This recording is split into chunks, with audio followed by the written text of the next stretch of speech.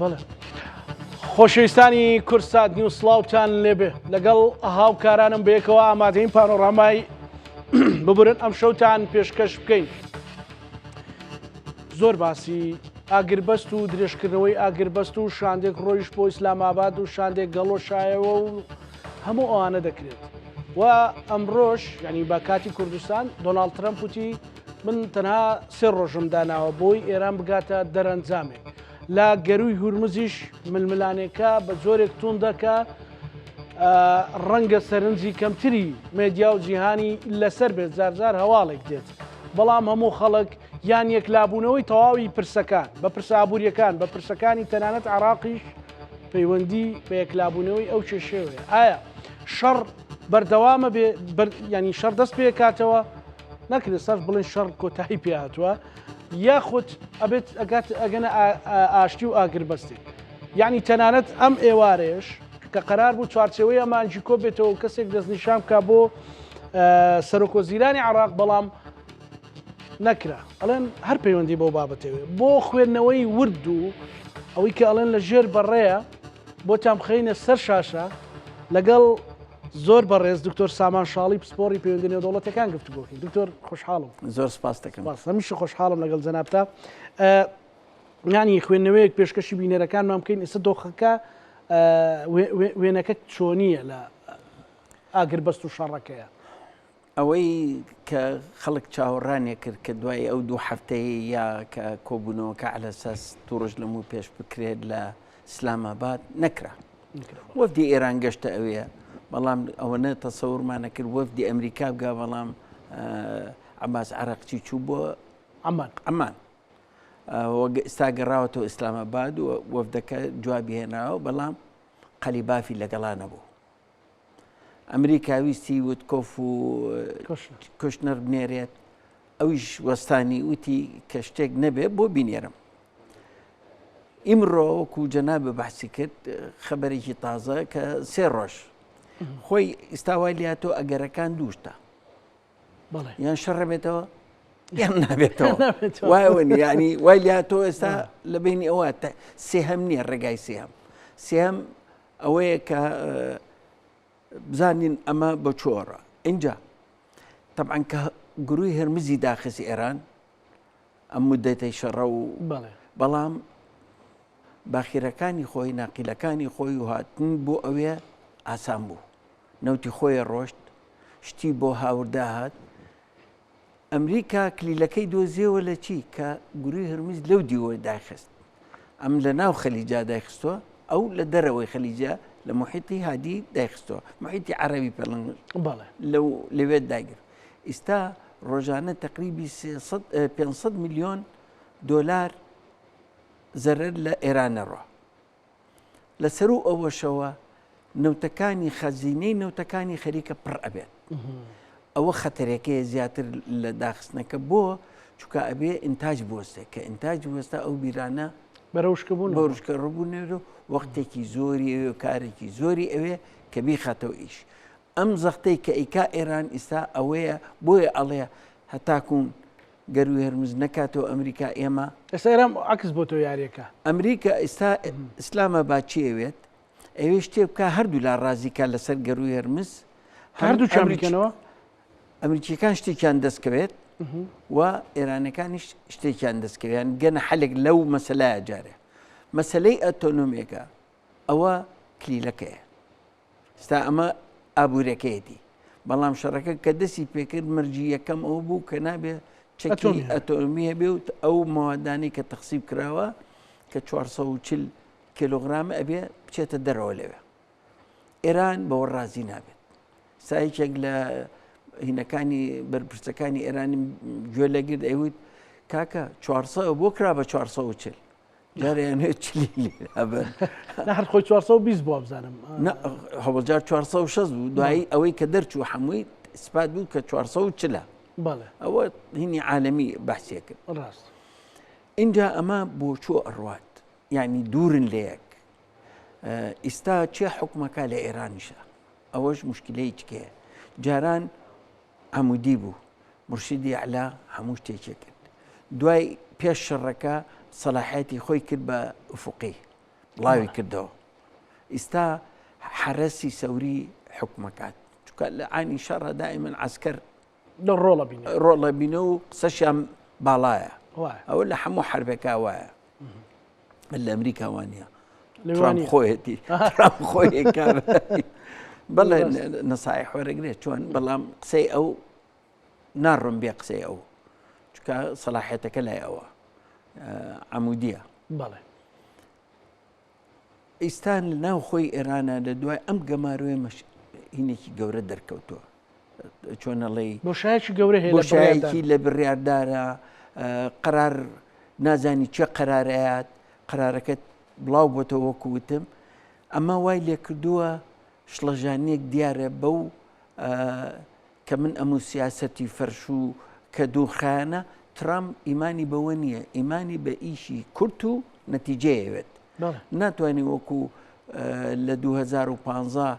ساڵێک و هەژ مانگ و تقریبا مفاوزاتی کرد لەگەڵ 6 دەوڵەتی عالەمە اینجا ئیمزای کرد ترامپ ئەوەی ناوێت و ترامپ نایە بچێتەوە ئەوەی کە 15 ساڵ تەخسیب نەمێنێتەوە و گەڕێتەوە وەکو ئیتیفاقیەکەی ئۆباما ئەوێ شتێکی زیاتری دەستکەوێ و باشتر بێت بۆی بە ئەمریکەکان بڵێ ئەها ئەوە منم ئەوە ئێرانەکەم دەستکە و ئەوە ئیتیفاقیەکەش ئاواهەیە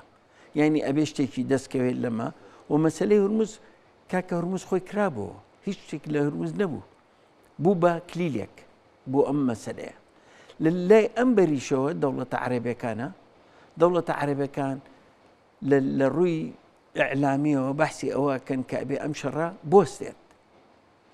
مەسلحەتی منتیقەکە و ناوچەکە و ئامان ئەوان حەزەکەم بە توێر و تەسەلی باسی کەنداو بکەین بەڕاستی دکتۆر ئێستا باسی ئەو بکۆم بەڵام لە ژێرەوە پێیان ئەڵەن لیان نەن و نەجاتمان بن بە ئەم مشکلەیە یەجگاری کۆتایی پێ یەک جار زەرەر بکەین بەڵام ئێستا ئەوەی کە هەیە زیاتر ئێران ئێوێ مەسەلەکە پەیوەندی بە پچڕانی حەڵقەکانی قەرارەوە هەیە کە مەسەلەن بڕیارێک بەرهەم نایێت بڕیارێک دروست نابێت لە ناوەندی قەراردانی ئێرانیە یان ئەیانەوێ یاری بەکات بکەن یاری بەکات و ئەگەر بیانەوە یاری بەکات بکەن بۆچی ئیسفادەی لێ ئەەکەن مەسەلەن ئەزانین چی ئەیانەوێ درێژخانە بێ بۆ ئەوەی ئەوەلەن خۆیان ڕێبخەنەوە ئەیانەوێ جارم مفاوزات زیاتر لەوانەیە بە تەمای جگەل لەوەی کە چەکی تازایان بۆ بێت ئتادی تازە نەوعچێکێکی تازایان بۆ بێت کە زیاتر بەرگری لە خۆیان بکەن ئەوە هینەکەیە و زەختێک کرێتە سەر اقتصادی عالمی بەڵام ئەوەی ترامپ کردی کلیلەکەی دۆزیەوە ئستا زەختەکە لەسەر خۆیەتی زۆرتر ئەمەش زۆر ئەکەوێ لەسەر ناوخۆی ئێران زەختەکە لەسەرەوێ دەوڵەتە عەرەبیەکان پارەیان هەیە هەر وایەوە نییە هەچۆنێ بێ سعودیە ئیسا تقریبا 5 بۆ 7,000 بەرمیل ڕۆژانە ئەنێرێت لە شەرقەوە بۆ غەرب و لەوێەوە ئەڕوات ئیماراتە هەر ئەینێرێت قەتەڕە وەستاوە سەیسە بەحرێنە وەستاوە کوێت تقریبا وەستاوە ئەم دەوڵەتانەی کە هەر شتە نێرن لە چۆنێ بێت زەربەی ئەوڵ و ئەخیر زیاتر لە عەفومکە لە ئیماراترا اینجا بۆ تەرکیزەکە لە ئیسرائیل زیاتر لە ئیماراتیە ئێران بڵێ بۆ لە ئێرانی لە ئیماراتیە ئەوەش ئەگەرێتەوێ باسی ئەوش بکەین باسی ئەوەکەین ئەمەوێ بەمە مەلەفێک بێ بەڵام مەبەستم لەوەیە کە ئێمە ئایا و ڕێگای کەوتت بەڕێستان ئایا شەڕ بێتەوە یان شەڕ بێت یان ئاشتی ئێستا کامیان یعنی نزیکترە بەڕێز دکتۆر ئەوەی کە لەبەر ئەوەی لە ئێرانە ئیسا وەکوتم حرەسی سەوری بەدەستیەتی ئەوان قەراریان ئەوان متەشەددن ئەم جیلی یەکەم و دووەم ڕۆشتن جیلی سێمە جیلی سێم زیاتر چۆنەڵێ لە تونڕەوەکانن توندن هێشتا لە تونڕەوەکانن چونکە ئەمانە ئەیبەن بڕێگاوە مەسەلەی مشتەبا ئەویش مەسلەی چکەیە زۆر کەزەڵەن لە کۆمایە قسمێکگەڵم بینارێکی زۆرە ئەم قەراراتن کە دەرچێ بە ناوی ئەوە دەرەچێ لە هیچ ڤیددیۆیەکە دەرنەچووە بۆ ئەوەی خەڵکەکە ئتمینانێ بێ بە خەڵکەکانی کە بەڵێ من ماوم و قەرار دەرەکەم ئەڵەن لەبەر ئەوەی کە محافەزەی کرد کاکەیسا زمانی ئەوە نەماوە ڤیددیۆیەکە لە ژوورێکی بچکۆلەشە پردەیەکی ڕەشی بۆ دابنەی ڤیددیۆکە کرێت پەیامەکە توانێ بخوێنێتەوە بۆیە شتێکی گەورە پیا بۆ کە ئەو ئستا لە قەرارە نییە بۆیە قەرارەکە بەدەست ئەم تازانەوەن ئەم تازانەوەن لە جیلی ئەم جیلن کە لە دایک بووی ئەگەر هەفتانۆ لە دایکبووی سا 47 ساڵە ئەوانن لەو جیلان لەو عمرانان کە ئێستا چکە جیلە گەورەکان قائیدی 1 و 2 کوژران قسمێکیش لە سێکان. ئیسرائیل ئەڵێ مەسەن قەلیباف استیقالەی کردووە، قەلیبافێکێکە لە کۆنەکانە، یعنی ئەگەر ئەویش بڕوات لەگەڵ چیا قسە بکەن. بۆیە ترامپ جارێک وتی نازانین لەگەڵ چیا قسە بکەین، ئەمانە چۆنن. یعنی مشکلەکە لەوایە ساحێبێکی قەراری بەقوت نییە، ئەوەی کە ئەچێ بۆ مفاوەزات ناتوانێت ئیمزا بکە. تەنها پەیامە هێنێ و پەیامە با ئەوە دەخاڵەکەی بۆ داناوە، ئەو دەخاڵە ئەگەر مووسڕ بن لەسەری 5-6 خاڵی لەسەر هەر گەروی هەرموز بووە، 6 خاڵی. دوانی یەکێکیانی لەسەر لوبنان بووە، یەکێکی لەسەر هینەکانی ئەوەی محوەری مقاومە با بڵێن لەسەر ئەوانە بووە. یعنی باسی ئۆتۆنۆمیتیانێ باسی شتیکە، یعنی زۆر شتی خاڵێتە داواکاری ئەویش داواکاریە بەرامبەر داواکارەکانی ئەمریکا. بەڵام لە 2000 کە جەیدی ڤانس لێوە بە بەڕێز دکتۆر عەباس عێراقچی وتی ئەمە هەموو شتێک خەریک بوو تەواو بوو بەرەو ڕێکەوتنە ڕۆیشتین، ئەمریکەکان لە پڕ سەقفی داواکاریەکانیان بەرز کردەوە و ئاڵۆزیان خستە ناو ڕێکەوتنەکە. ئەزانین چۆنە ئێستا ئەگەر گوێت لە هەر میدیاکیان بگری هەرێکی بە نوێی قساکە. بڵێ لەبەر ئەوە پاکستانیش بە نوێی قساکە، پاکستانیش لەبەر ئەوەی ناوەنگیرە ناوێرە قسەکان وەکو بڕوونی بخاتەین. مەسلەی چۆن ئەگەنە ڕێکەوتن ئەگەر ئەوان ڕازینین لە مەسلەی چەکی ئۆتۆنۆمیای یان ئەو یورانیەمەی کە هەیەە تەسلیمیکەن، تەسلیمی ناکەن، چکە ئەوان نزانن ئەگەر ئەوە تەسلیم بکەن وەکو عێراقی لێ وەکو خێمەی سەفوانە هەر نەوەکو هینیش لیبیای لێ کە ئەتۆمیەکان لێسەنن هەموو ڕوخان. خێمەی سەفوان قسمێک ئێستا دەرکەوتووە هەڵێ کتێبەکەیەڵێ ئەوان هیچ تەسلیم نەبوون، ئەوان بەعزە شتێکیان ڕازی بوون لەسەری، هیچ تەوقیعێکی وایان نەکردووە کە عێراق تەسلیم بێ، بەڵام ئەوەی کە دەرکەوانە احتیوای مەسەلەکە چۆن بکرێت ئەوەیە ئەیانەوەی احتیوای ئێرانکەن. ئەمریکا بە تاقی تەنیا نییە، ئێرە تۆ ئیسرائیلیش لەبیر نەچێ داواکارەکانی ئیسرائیل لە معادلەکەیە و ئیسرائیل لە ناو ئیسا چۆتە هەموو چۆنەڵێ دەستگا و موسساتی ئێرانەوە، یعنی گوێچکە و چاوی هەیە لە هەموو شوێنێکە. لەبەرەوە ئەو قسەی کە نەتەنەهەیە ئەیکات ئەبێ زۆر بە دەقیقی قسەی ئەو لێگەینەوە وەک لە ترامپ قسە زۆرەکە شەڕەکەین لێ ئێم لەوانەیە لێ نێم بڵا هەموو ئەگەرەکان کراوەتەوە بڵا ئەگەرەکان کراوەتەوە وە بەڵام وەختەکە ئێستا 3 ڕۆژی بۆ داناوە، دوای 3 ڕۆژەکە بە چەند سەعاتێکی ئەمێنێ ئەڵە وەڵا خەبەری باشم پێگەشتو تەندید یەکەم یان ئەم جارە بەڕاستی لێە، بەڵام ئەوەی نەتەنێهۆت زۆر دقیقە بۆیە پشتە بەستێ بە معلوماتی ناو ئێران و خۆشی ئەزانی ئەڵە چیت ئەو بە شانوباڵی ترامپایەت و ڕئیسی ترامپە چێ بڵێ و ئێمە واکەین و واکەین، بەڵام لە ژێری شۆ هەندێک قسەی تیەکە کە ڕاستیەکان لای ئەوە چکە ئەیڵێن. ئێستا لەو نێوەندەیە کە ئاگربەست و مەسەلەی شەڕ لە ئارادایە بەڕێز دکتۆر، مەسەلەن ناتەنیاهۆ یان ئیسرائیل ئەوەی کە خوێندنەوەت بۆی هەبێت چی ئەڵێن، مەسەلەن نەزەریان چی، ئەوان حەزیان لێ یان خواستیان هەیە گورزێکی دیکە یان گەڕێکی دیکە شەڕ دەست پێ بکاتەوە؟ خۆی ئەزانین چۆنە یەکەم ئەوان دژی ئەوە بوون کە ئابوووریەکە گەمارۆ بکرێ، یعنی ئەوەی گەرێ ئیسرائیل ئیساڵە نەخێری درێژە خایانی کەنەوە بەڕڵای نەکەن هەتاکوون ئەیان خەن، چکە ئەزانێ ئەوە وەکو پێم وتی کلیلەکەی دۆزیەوە ئێستا بۆیە هاواریان تێکەوتووە ئێران بەو هینە ئیسرائیل پشگیریەوەکە. ئیسرائیل لە هەوە ڕۆژەوە ئێوە حکوومەت گۆڕێ،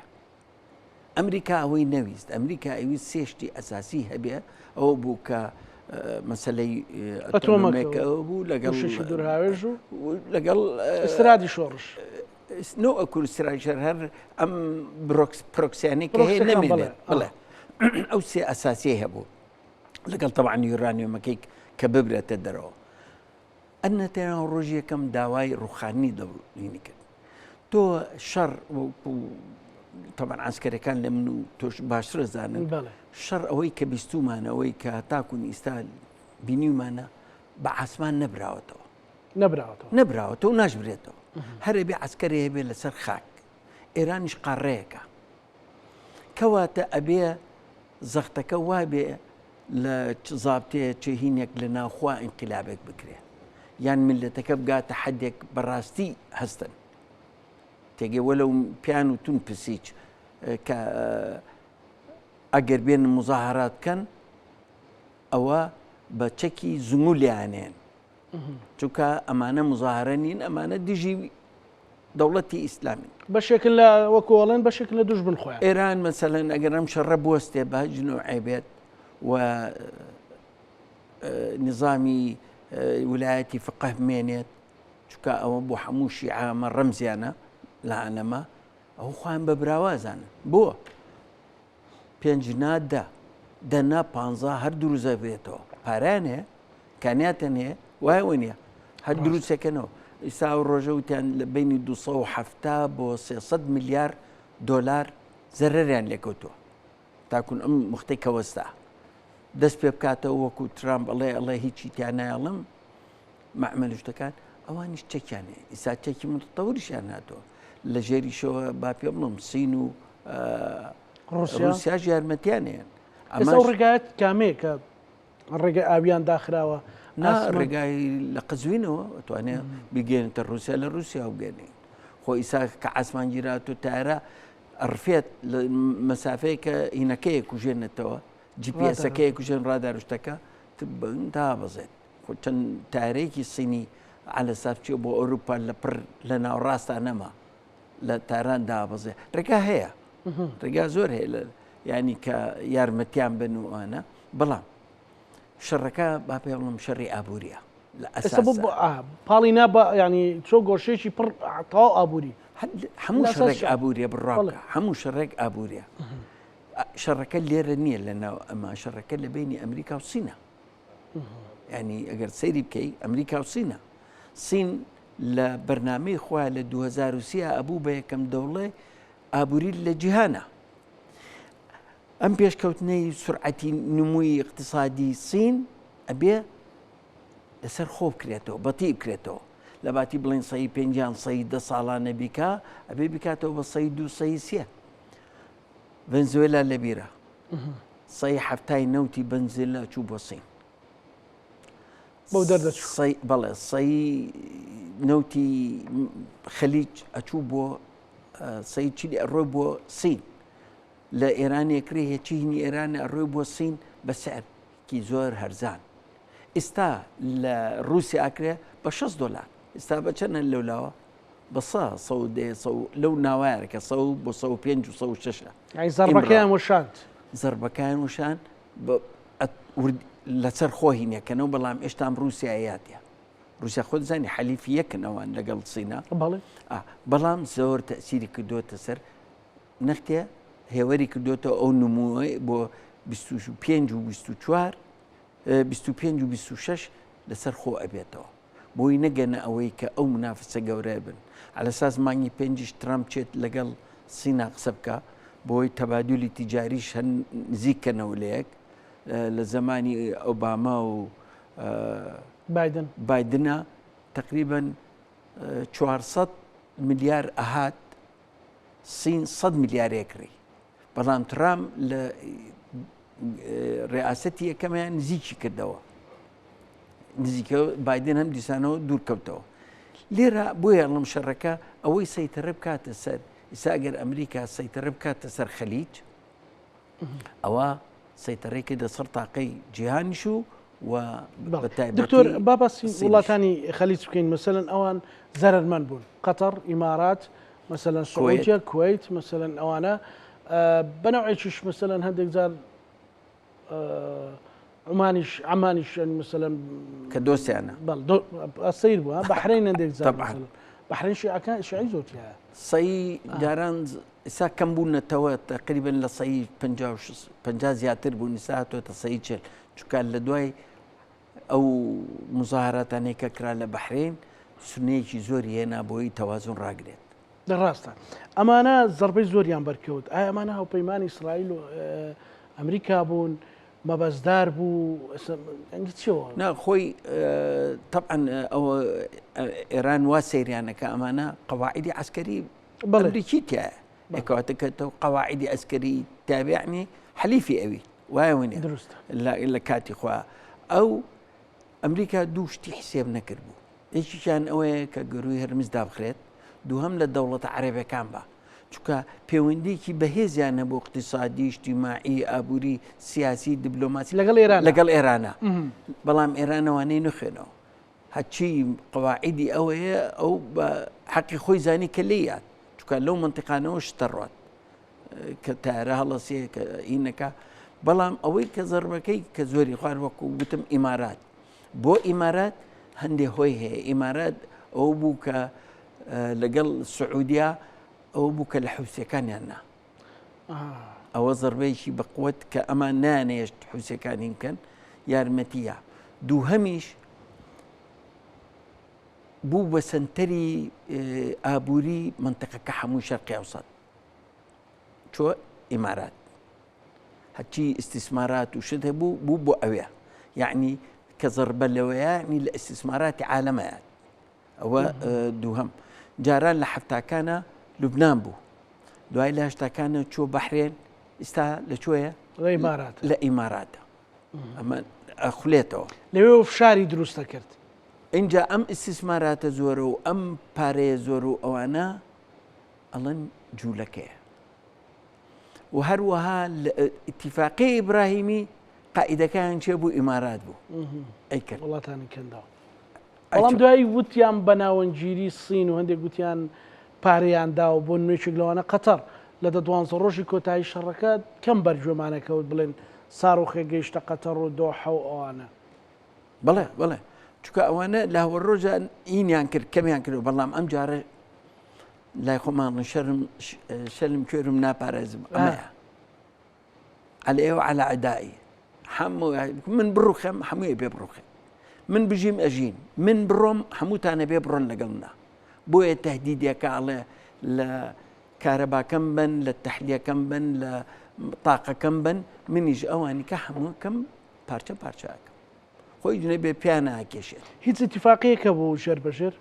ئەوەی هەست پێی کرد زانیاریتی مەسەلەن لەنێوان قەتەر و ئێران ئیمارات و ئێران لە کۆتاییەکانە بڵێت مەسەلەن فشارەکانی سەری کەم کاتەوە نا اتفاقی نییە وەلەو ڕئیسی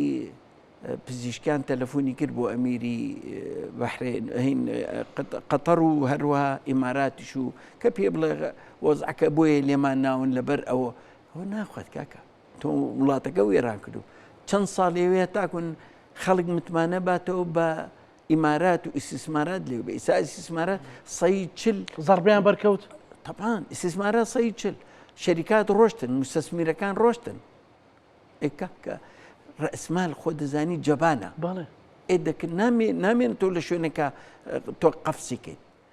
لەبەرەوە ئێستا ئەبێ خەلیج دوای ئەمە دیراسەی اقتصادی خۆیان بکەن چەند ڕێگایەک هەیە بۆ ئەوەی ئەم اقتصادی خۆیان دوورخەنەوە لە گەروی هەرمز یەکێک لەوانەیە لە بینی سعودیە کەناڵێک بکات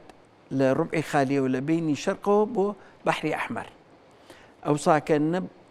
گروی هەرمزی وێ نە باب المەندب کە لێو بڕاتەوە بۆ سەرەوە بۆ بەحری ئەحمەر یەکسەر لێو یەت و داخلە بێت و ئەچێتە سەرەوە ئەوە یەکێکە ئیمارات و ئەو وڵاتانی کە وتمان مەسەلەن ڕاستە جەنابەت وتت کە حساباتی بۆ نەکرا بوو بەڵام جۆرێک لە کەم تەرخەمیش نەبوو بۆی ئەو زیانیان بەرکەوێ مەسەلەن کەم ئەپارێزرانە لا ئەمریکا وەڵاهی هەموو شتێکیان نەبوو خۆیان بەرگری زۆریان لە خۆیان کرد زانی چیان پێکرا ئەگەڕان نەبوو هەر وێران نکرا یعنی بەرگریان هەبوو هەموو قەتەر هەبوو قاعیدەیان لێ هەموو بەرگریان لێکردن بەڵام درۆنەکان زۆر بوون یعنی ئەو کەمیەتەی کە هات زۆرە هات ئێخوا هەر 4-5 لێ دەرەچێ وایە لێرەش چەند جار دەرچوو لە ئیسرائیل 3-4 هینی هەیە قاقات هەیە سیستەمی بەرگری لە خۆی هەر دەرچوەر پیاکێشە وایە وە نەبوو لەبەر ئەوە هەندێشت دەرێت چووکە کە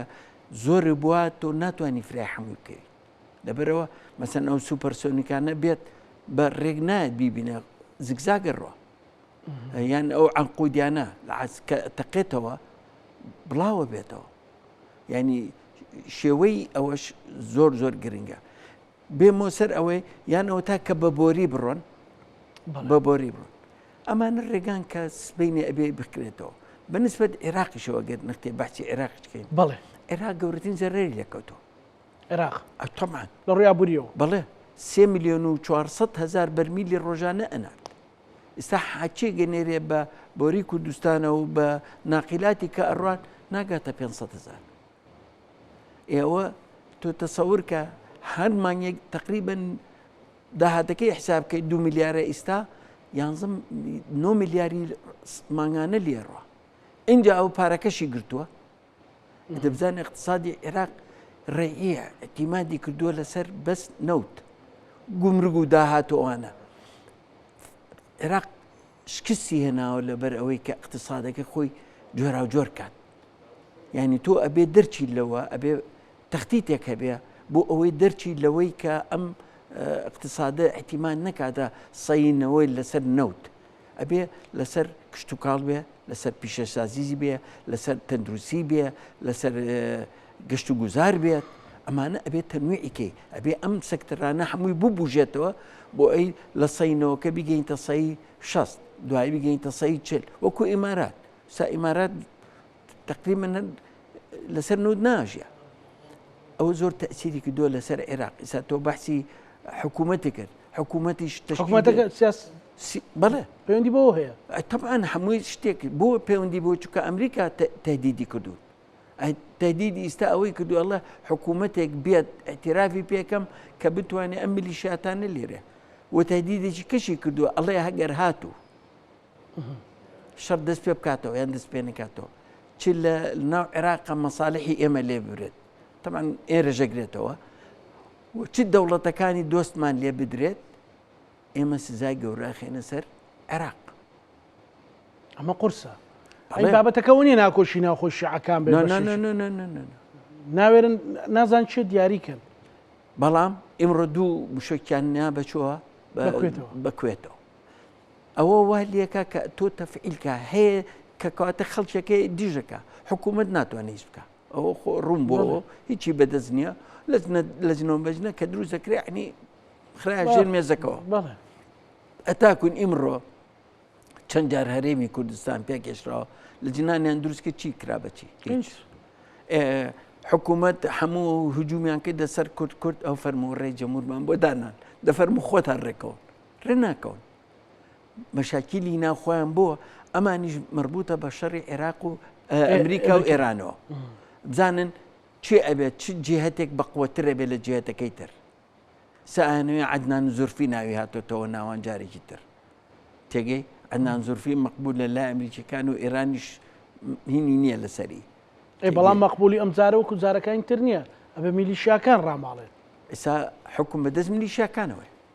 بەدەستەوە نیە ئەو توانێت هیچ کەسێک لە ئەو کارکتەری کە لە عێراقا دێت بەڕێز دکتۆر ئەتوانێت مەسەلەن قوتی ئەوەی هەبێت کە میلیشیاکان جڵەو بکات لانی کەم ئەو وەختێک ئەبێت کە ئێران هین بێت زەعیبێ اینجا یەک شتی کەشی پێ بڵم ئێران خۆی ناکات بە قوربانی میلیشیاکانی عێراقیان لوبنانیان فەرمەوە حزب الله تەواو بوو چی کرد پێم بڵێ وا حزب الله خەریکن هەر بە هەموو لایەکانوێت چەکی کەن و لێشیانەیە شەو ڕۆژ ئێرانیش سکوتە ئەگەر لێرەژە ئەو بکەن یان لە حوتەکان هەر خۆیان بەدەنگ کرد هەر خۆیان کرد جێی پرسیار بوو وتیان خۆیان کردیان وەختە دوجارە گەروی بابلمەندە بەگرین و نازام چەکەین و هیچیان نەکرد نەیانتوانی بۆ چووکە ئەزانن زەربەکە چۆنە بێت ئەم جارە غەزا نمونەیەکە لە بەرچاویانە ئێستا فەرموو چی لە باشووری لوبنان کرد هەروە خەریکە وەکو غەزەی لێکە وایە نیە ئەو دیهاتانەی هەمووی تەخت کرد لەبەرەوە عێراقیش ئەگەر زیرەک نەبێ نەبتوانن ئەم قیادانە ئەم شیعانە خۆیان نەتوانن بەس لە بینی خۆیانە ئەگەر قسەیان بڕوا لای ئەمانە یعنی خۆیان وایان لێ کرد کە وەزعەکان بەم شێوەیە بڕوات ئەو گروپانەی کە لە دەرەوەی یاسان هەر حکوومەتی ئەمریکا لەوە ڕۆژەوە بە سوودانی کرد کە ئەبێ دوورکەونەوە لەوە چەکیان کەن فەشەل هێنا نەیتوانی بە کوردی نەیتوانی وە کابراش بە عەلەنی ئەڵێ ناتوانم حکوومەت ئەبا بە کاربەڕێکەرە ناتوانێت زۆر شتکە ئەوتر ئەوەیە کە مەشاری هەمووی وەستاوە شت وەستاوە هینمان نییە بوجەمان نییە حکوومەتەکە درێژ کراوەتەوە و ئەمڕۆژ وەکو جەنابیشی وتی تەجیل کراوە دانیشتنەکە تەجیل کراوە ئەمەش تەسیری هەیە بێ لەسەر ئێمە چکە ئابووری ئێمە ڕەبتە بەچەوە بە ئابووری عێراقەوە ئێمەش خۆشمان مەشاکی ناخۆی خۆمان خۆ دەزانیت زۆرە کێشەکان لە هەموو لایەکە زۆرە بەڵام من بەڕێی من مەترسی لەسەر هەرێمی کوردستان زۆر زۆرتر وەک مەترسی لەسەر عێراق لە چ ڕێکەوە بەڕێز دکتۆر لە ڕووی ئابووریەوە لە ڕووی سیاسیەوە لە ڕووی سەربازیشەوە بەڵێ ئابوووریەکەەوە دیارە گەر نەوتنە ڕۆ عراق پارە نەنێرێ ئەمە مانگێک موچەمە بۆ نادرێ وانە بەڵێ کە موچەن مانگێک دوان کە نەیتوانی بە عێراق بەیان احتیاطی هەیە من تەوەقعەکەم مانگ و 5 و 6 مشکلە نەبێت بەڵام لە دوای ئەوە ئەم شەڕە چەند درێژە خێنێ کەی دەزەکەینەوە بە نردنی نەوت ئەمە هەمووی ئەمڕۆنەوت بنێرە دوومانجی تر پارەکەی دێ بڵێ بەڵام احتیاطەکەمانێ ئەمریکاش پارەکەی وەستانەوە پارەکەش چێک بفرۆشی چێتەوە لای ئەو لای تۆ نیە خۆ پارەش بفرۆشێ لای ئەوە لەبەر ئەوە ئابوووریەکەمان مربوطە بەم شەڕەوە مربوطە بەوەی ئەم ئەوەکە پێی وابێ مەترسی نەماوە بەڵام مەترسی گەورە هەیە بڵێ چۆن مەترسی نیە ئەوەی کە بڵێ مەترسی نیە دیارە نەخشەی ئەم شەڕە ناخوێنێتەوە نەخشەی وەزعی عێراق ناخێنێتەوە بێ سەیری وەزعی خۆمانکەین ئەوە لە لایەکەوە لای سیاسیەکەشەوە ئەوە ئەزانی ئەوە تقریبا 18 مانگە پەرلەمانمان نەتوانی کارا بکەینەوە نەمانتوانی حکوومەتی دەهەم تەشکیلکەین ئەمە کێشێکی گەورەترە لە ناو خۆمانە بۆ هینی خۆمانە پلانێکەیە کاکە کە هەرێمی کوردستان زیاتر لاواز کرێت لەلاەن عراقەوە بەڵێ لە ناو عێراقەوە دەوڵەتەکانی کەش دەوریان هەیە ئەوەی چەکە لە کێشارەکانە ئیستا بەرەو ئەوە ئەڕۆن ئەیانەوێ دوو هەرێم دروست کرێتەوە دوو هەرێم دروست کرێتەوە اینجا من حەزەکەم لەم قەناتەی ئێوە ئەم ڕوونکردنەوەی بەمە چی ئەبێت وەلەو ئشتا من الحەمدولله شکر بەو عقارا نەڕۆشتین بەڵام بۆنی هەیە و ئەوەی کە دایە ناوە بۆمان وتم لە لاوازێکە کە نێڵن حکوومەت تەشکیل کرێ وا فەرەزەن ئینتیخاباتیش کرایەوە چی ئەگۆڕێ چەند کورسێک لەم لا ڕوا بۆ ئەو لا بڵاوە بێتەوە کورسەکان بەڵام هەر ئەمێننەوەکو یەک ینی من بەڕێی من ینی بەڵام ئەو ڕێگایە گرن با بیگرن ئەوە 6 مانگی کەشی ئەچێتەوە سەرکە ئینتیخابات تاکون ئێ باشە ناهەیە ئینتیخابات لێرە ماوە نە لە عێراقیش ماوە عێراقیش بەس ئەچیکە پەرلەمانیش لەجنەی تازەی دروست نەکردووە ئەوەی دوو هەرێمە کە فەرەزەن بوو بە دوو هەرێم سلێمانی و هەڵەبجا لەو لا هەولێر و دووهەکە وەنیە چی ئەکەن دوای ئەوە حکوومەت بوجەکە تەقسیمەکەم پارەکان مۆزەفەکە هەمووی ئەبێ بە دوو ئەوەی کە من ئەی خوێنمەوە ئەوەی کە دڵی منی بنار کردووە دوای 6 مانگیکە لە دوای ئەم دوو بەرەکی و چی ڕوئەیە دوای 6 مانگیکە یان ساڵێک 6 مانگ بۆ ساڵێک دەستور هەموارەکرێتەوە قانونی نەوت و غازێتە دەرەوە بەنەوەی چکە دەستورەکە ئاگۆڕێ ئەو سەلاحیاتانەی کە هەریم هەی بۆ لە دەستورا و کورد هەی بۆ کەمەکرێتەوە تۆ ناڕازیت ناڕازی بە بۆ ئەبێ لە استفتا تۆ ناڕازی بیت وەنیە خرێتە بەردەمی میلات ئەبێ 3 محافەزە دەنگی بۆ بە دژی بێت اینجا ناڕات 3 محافەزە و کوا هەیە ئێستا تۆ ئەگەر ئەم لە ڕازی بیان ئەو لا لەگەڵ دەستورەکە بێت ئێمە هەردوو ڕاوین ڕاست ئەو دوو هەرێمە ئەوە گەورەترین مەترسیە لەسەر ئێمە لەسەر وجودی ئێمە ئێستا ئێمە ئەزانین زۆر کە زەڵێ هەرێم بێلایەنە بەڵام بێلایەنەکەی تۆ چی پێگەیانی بێلایانی کە تۆ بەشێنیت لەم شەڕا بەشێنیت چیمان پێگەشت چۆن خۆمان بپارێزین ئێمە بەڕێی من یعنی ئەبێ حەلێکی ناوڕاستە بێ نابێ ئێمە وڵاتانی دوژمن نیە ئێمە خۆمانین ئەوە یەکێکی ئەساسیە دوو خۆشمان دەورێ بینینتیا و طبعا دەرێکی دەستی دەرێکی زاڵ لەسەر مەسەلەی ئێمە خۆمان وامان لە خۆمان کرد بەڵام ئێمە ئەگەر بتوانین لە ناو خۆمانە بتوانین ئەو تەنازولە بۆ یەکتری بکەین کاکە من تەنازل بۆ تۆ بکەم یان تۆ تەنازل بۆ ئێمە براین خۆ بە دوشمنی ناکەین ئەو حیزبی تەنازولەکە بۆ حیزبەکەی تر سەربەرزێ بووێ چکە یەک ریزی ماڵی گرتوتەوە بە ئێستا وای لێ هاتۆ بەڕژەوەندی حیزبی خراوەتە سەر بەرژەوەندی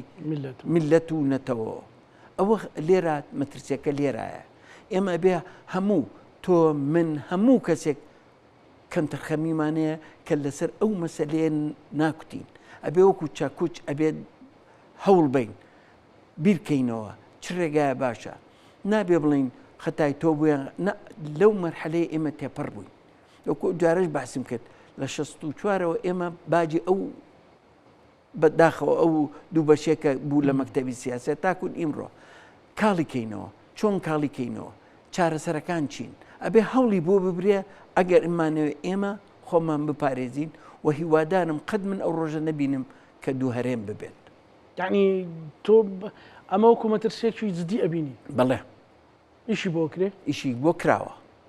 نۆگو ئیشی بۆ لەناو وڵاتانی دەوروبەرەوە دەوروبەرە وڵات کراوە و بەغاش و هەموو لاوازی خۆیەوە بۆ هەموو لاوازەی خۆشەوە و سنەش دەورێکی خراپە بینێ لەما بۆ ئەوەی ئەم هەرێمە لاواز کرێت و بینیشمان دەورە بینێت و شیعەش طبعا زەختی وەکو وتت دەرێکی لەملاو تورکیایە مەساڵحی خۆیان هەیە بەڵام ئێمە مەساڵحی خۆمان لە چوایە بەرژەوەندی ئێمە لە چوایە یعنی ئێمە تۆ هەوڵ من و تۆی نیستا تۆ هەوڵەیە بۆ ئەو منیش هەوڵێن بۆ ئەو باشە بۆ من و تۆ هەوڵنێن بۆ یەکتری بۆ پشتی یەکتری نەگرین بۆ ئێمە وامان لێبێت بیبین بە دەستکەلای دوشمنەکانمان جاران قسێکە کرا کە ئەمریکا بۆ پاراستنی ئارامی ناوچەکە زەختێکەکە هەمیشە لە دو ساتە ئەمریکا زەختێکەکە پێت وایە ئەم جارش مەسەل لە ئەمریکا زەخت بکە ئەمریکا لە نەوەیەکە تۆ پارێزێت ئەمریکا هەوڵی زۆریە کە هێزی پێشمەرگە بکاتەوە بەیەک ئەمریکا هەوڵی زۆریە کە ئەم دوو زۆنە نەمێنێت ئەمریکا برەسخارتی لەبیرە کەوتی ئەم هەرێمە نامێنێت خۆ لەبیری دیا بزەبت لە 13 دقا و 34 چرکە تقریبان ئەو قسەی هەمووی پێوتیوتی ئەو دۆستە ئەتانگرێنێ ئەوە قسەکانی وردە خەریکە ماڵەکەتان کارتۆنە تەڕبێ ئاو ئەتوێتەوە باشە عیبارەتەکەی وە هەموو شیان دانیشتون قیادەکان هەموو وا بووان بوو بەڕۆڕووی هەمووی قسەیان کرد و منیش بەڕۆڕووی هەر هەمویان قسە ئەەکەم و ڕجایان لەکەم تکاتان لەکەم بە هەموو لە هەموو کوردێک بۆ هەموو کوردێک گەڵێم هەموو ئەبێ واجبمانە هەوڵ بین کە ئەم ئاشتێ بینینان ئەوەی کە ڕوویاوە ئەم دوو حیزبە بەرامبەر یەک هەموو شتێکیان کرد بەرامبەر یەک ناخۆشیمان بینی خۆشیمان بینی لە زمانی کە ئیتیفاقی واشنگتن کرا لە بینی مام جەلال و کاک مەسعودا لە 1970ەوە تاکون کە ئەو نەخۆشیی مام جەلال کە لێیە لە 2012 14 ساڵ خۆشی و ئارامی نزیک بوون بە یەک تەلەفۆن هەموو کێشەیەکیان حەلە کرد ئێمە لەم گەنجانە داواکەم لەم قیادانە داواکەم کە بەو هەستی مام جەلالە بە هەستی برایەتی بە هەستی دڵسوزەتی کە هەوڵبن کە ئەم هەرێمە با وەکو یەک مێنێتەوە و چووکە واجیبی خۆمانە ئەجین ئەوەی کە لە بەخێنی پێشمەرگەوە لە 61ەوە تاکوون ئیمڕۆ کە هەموو حیزبەکان و هەموو دۆستەکان خوێنیان نا هەموو بەردێکی ئەم کوردستانە خوێنی پێشمەرگەیەکی تایە با بە خوڕایی نەڕات مشپاسی و پەیامەتەکەم دکتۆر دەستخۆشیت لێ یەکەم بەڕاستی ئەمە لەو پەڕی نیشتیمان پەروەرینێتە پەروەری دێت ینی پیاوێک کە دڵیشت پڕ بوو لەگەڵ ئەوەشە چکە بەڕاستی ئەزانی کە مەترسی جدی هەیە زۆر مەترسیەکە ئەگەر خەڵکێک هەیە من ئەزانم ینی خۆ هەموو شتێک ناوترێت بەڵام من ئەزانم مەترسیەکان چەنە ینی وردە لاوازیان کردین بە یاسا اینجا خەتی دووەم زۆر کەسەڵی ئێمە مەترسی نین لەسەر ئێرانیان لەسەر تورکیان لەسەر ئێران طبعا مەترسی تۆ شەڕی ئێرانی پێکرێ ئەو ئەمریکاز لە بەرامبەری وەساوەتەوە ئەمریکا و ئیسرائیل شەڕی تورکیا و پێکرێ حەلیفی ناتوێ بەقوترین هێزی ناتوێ هەیە ناو پێ ناکرێت بەڵام تۆ لێرە ئەتوانی بەرژەوەندی خۆت بدۆزیتەوە هەوڵی خۆ بێت چۆن تۆ مەسلحەتی خۆشی بگو جوێنی لەگەڵ مەسلحەتی ئەو دەوڵەتانە. ئەمریکا وەکو پێم وتی هەموو شتێکە بووەکە ئێکە تۆ نەیەتە سەر خەت چی لێ بکە، هەموو شتێکی پێوتی بیکە تۆ ناکەیت، ئێکاکە تۆ ئەبێ خۆت گوجێنی مەسلحەتی ئەوە. ئیسا لەم شەڕا هەر لەم شەڕا هەولێر ئەمریکا و بەریتانیا نان پاراست بەخوا وێرانە بوو وێرانە بوو کارەکە و درۆنانەی لە ئاسمان تقریباً لە 100 درۆن زیاتر بەرەو هەرێمی کوردستانە سلەیمان هەڵەبجەشی گرتەوە دهۆک هەموو شوێن سۆران هەموو شوێنێکی گرتەوە. ئێ باشە نامەکە چییە بوو؟ ئێوە چیتان ئەوێت؟ ئەم میلەتە چی ئەوێت ئەم حیزبانە بۆ ئەوەی جارێکی تر بێنەوە سەرخوایان؟ هەڵەبجەیەکی کەتانەوێت؟ ئەمفارێکی کەتانەوێت؟ چ قڕ بەسەرێکی کەتانەوێت؟ شەڕێکی براکوژەی کەتانەوێت کە جوانترین گەنجی ئەم میلەتەتان نا بەکوش باردوولا. چیتانەوێت بە قوربان؟ چیتان ئەوێت ئێمە ئەمانەیە بزانین ئێوە ئەمە چۆن بگەینە ئامانجەکانمان؟ ئامانجەکانمان بەم شێوەیە گات بەو شێوەیە ئێستا بەرە وێرانەیە ئاچێ کەس ئەوەی هەشێتی دەی ئەمین نییە لی دڵنیان نییە. بەڕێز دکتۆر مەسەلەن ئەگەر بێتە سەر حاڵەتی چووها ئەمریکا دەتوانێت وەکو جەناب فەرمووت مەسەلەن لە حاڵەتی درۆن و لە لەندەی باری لۆجستیە یارمەتیدا کاکە بە هەموو تەختیتی بینت بۆ بکات حکومت هەوڵیا لەگەڵ هەردوو لا خۆ فتچۆتە لای یەکێتی وەفتاتۆتە لە خۆ ئەمریکیەکان کۆ نابێتەوە لەگەڵ هەردووشیان خۆ هەر لەگەڵ یەک لا کۆ نابێتەوە لەگەڵ هەردووشیانە بینی نامانەتە ڕجان لێکە. ئێ باشە چی بکە نازانێت ئەمریکا چی بکات؟ یعنی بێتە ناوە لاکتان بڕوخێنە بۆ لاکەی تر ئێلاکەی تریشم هەر کووردە هەر لە منە ئەم لا بڕوخێنە هەر من تیاچوم و ئەو لا بڕوخێنە هەر من تیاچ. بەرژەوەندی ئێران بگرنیان تورکیا هەر من زەرەرەکەم. ئێ باشە بۆم بەرژەوەندی خۆمان نەخێنە سەر مێزەکە بۆ ئەوەی خزمەتی میلەتەکەمان بکەین و عیلاقاتێکی باشمان نەبێ. کاکە ئێران دۆست دراوسێمانە لاچێت نەبە من نەبە تۆ بە کەس و تورکیاش لەولا ئەبێ ئێمە بەرژەوەندیمان هەبێ بەرژەوەندی ئابووریمان هەبێ ئەمنیمان هەبێ ئابووریمان هەبێ کۆمەڵایەتیشمان هەیە لەگەڵ هەردوو لا دینیشمان هەیە لەگەڵیانە وایەوە نییە. ئەم بەرژەوەندیان هێ بێ بیپارێزین ئەوە نیژە ئەبێ ئێمە بەو چاوە سیرکەن نابێ بە چاوێکی دوشمن سەرمان کرد لەبەر ئەوەی قونسڵێتێک لێرە هەیە قونسڵێتی ئێران هەیە قونسڵێتی تورکیا هەیە وایەوە نییە. یعنی عیلاقاتەکانمان هەیە لەگەڵ هەردوو لاکان. ئێمە ئەبێ لەگەڵ بەغا ئیسا بووین جاران هەر ئێران و تورکیا بوو ئیسا بەغاش هەیە بەغا زیاتر زەختەکە ئەکات ئیشەکە بەغایکا بۆیان. یعنی ئێستا ئێمە کە بەڕێز دکتۆر ئێمە کە بە نوعێک تەماشای ئەو جەنگە ئەەکەین بە تایبەتەوەی کە جەنابێت بۆ باس بورد باسی هەرێمی کوردستان و عێراق کرد هێشتا ئێمە لە ناو مەترسی گەورەکەیان بەڵێ مەترسیمان ماوە بەعام شەڕەکە دەست پێ بکاتەوە جۆرێک خۆی بزانین ئەم جارە ئەم تەهدیدەی ترامپ بۆ سێ ڕۆژێک هەیەتی ئایا ئەم جارە جێبەجێیەکە یان هەم دیسانەوە 3 سەعات دەمێنێت و وەڵا لەبەرەوەی خەبەرێکی خۆشم پێگەشتەوە وتی جمعە خەبەرم پێگا خەبەری خۆش و بڵاوێکم ئەوە بۆ عراقچی چوو بۆ ئەسلاماباد و هیچ نەبوو وایە نیە. بەڵام نازانی ینی ئەوەی بەڕاستی زۆر کەس هەیە دائنیشێت من ئەڵەم ئەگەرەکان هەمووی کراوەتەوە نە ئەڵەم شەڕە بێتەوە نە ئەڵەم شەڕ نابێتەوە. بۆ چونکە ئەو کەسانەی قەرارەزانن کاکە 4-5 کەسن لە پەنتاگۆن لە وایت هاوس حکوومەتی ئەمریکا ترامپ و نائیبەکەی وەزیری خارجیە و وەزارەتی دیفاع و ئەوانە و ئیسرائیلیش بەعزە جارێکیش ئیسرائیل بەخوا لە میدیاوە وەرەگرێت تێگەی. بەڵام ئەم جارە تەنسیقێک هەیە ئەگەر خوا نەخواستە شەڕەکە بێتەوە ئەم جارەیەک لاکەرەوە بێت. یعنی ئەوە نابێت بڵێ 3-4 ڕۆژ ئەم جێشە قورسە هاتۆتە ئەم منتیقەیە یعنی جارێکی کەم جێشە کۆ نابێتەوە بۆ ئەمریکاش و خەلیجیش ئەوە زەختە خاتە سەریان ئەڵێ حەلیکە نابێ ئەمە بڕات. یعنی ئەوە نییە هەر ئەوە ئیتیفاق بکەن لەگەڵ ئێران و ئێوە ئەو سێ مادەیە ڕێککەوتوانە ئێمە بەجێ بێڵن چونکە ئێران هەڵەسێتەوە وەکو وتم 5-10-15 هەر هەڵەسێتەوە هەر دروزە بێتەوە. دەوڵەتێکی موسساتیە ئەوان دەوڵەتێکی عقایدین کاکە وەکو حیزبێ نییە و چەند جار باسی ئەوم کردووە وەکو حیزبێک ئێستا بینیمان سەدام کە ڕۆی خۆی ڕوخا هەمووی ئەمە ڕوخە بڵێ ئەسد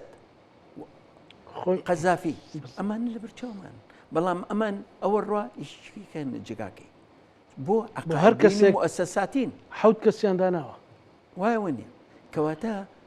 ئەوان دەوڵەتێکی مؤسساتیان دروست کردووە ئەبێ حسابی بۆ کرێت ئێکەمانەوە ئەبێ حسابی بۆ کرێ ڕوخانیش چی دروزە بێ بەدیل چیەیەتە سەر حکوم ئەوانەش ئەبێ ئەوان بیری لێ بکەنەوە یعنی بەعزە شتێک هەیە ڕوخانەکە خەتەری زۆرترە وەک لە مانەوەکەیان لەوانەیە خەتەرەکەی زۆرتر بێت یعنی نازانین بۆ چۆ ئەڕوات اقتصادی عالمیش وەکو خۆ دەزانی لە هەموو شوێنێک قیڕان لێ هەستاوە ئەوە لە تایڕانەوەی لە هەموو ئابووری دنیا قیڕان لێستاوە بڵێ بەڕێز دکتۆر سامان شاڵی سپۆری پەیوەندی نێودەوڵەتیەکان زۆر سوپاس بۆ دەرفەت سپاس دەکەم مادومان کرد بینەرانی خۆشەویست لەگەڵ هاوکارانم بەیەکەوە پانۆڕامای ئەم شەومان پێشکەشکردن ئەم وەلایەکتان ئەمانەتی خوای گەورە بن خواتان لەگەڵ